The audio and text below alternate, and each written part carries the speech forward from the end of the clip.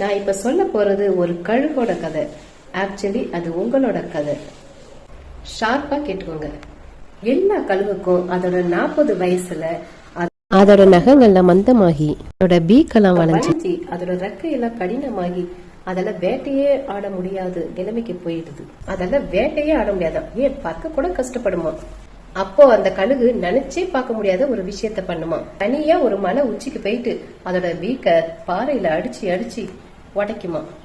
பாறையில அடிச்சு அடிச்சு உடைச்சி தன்னோட வலியெல்லாம் தாங்கிக்கிட்டு அதோட இறக கீழே போடுமா. ஒவ்வொரு இறகையும் தன்னோட உடம்புல இருந்து தானே பிச்சு மனசுக்குள்ள அந்த பெயினை அனுபவிச்சு இறந்து போயிடும் நினைக்கிறப்ப ஒரு புது பிறவி எடுக்குமா. இன்னும் ஷார்ப்பா, இன்னும் ஸ்ட்ராங்கான நகம், ஸ்ட்ராங்கான பீக், ரொம்ப பெரிய பவர்ஃபுல்லான ரக்க இப்பதான் புதுசா உருவான மாதிரி மலை உச்சில இருந்து திரும்ப பறக்குமா. இன்னும் 30 வருஷத்துக்கு அது வாழாது.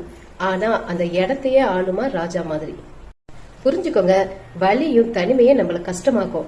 ஆனா அந்த வலிமைதான், அந்த கஷ்டம் தான் உன்னை ஸ்ட்ராங்கா இன்னும் பவர்ஃபுல்லா மாத்தும்.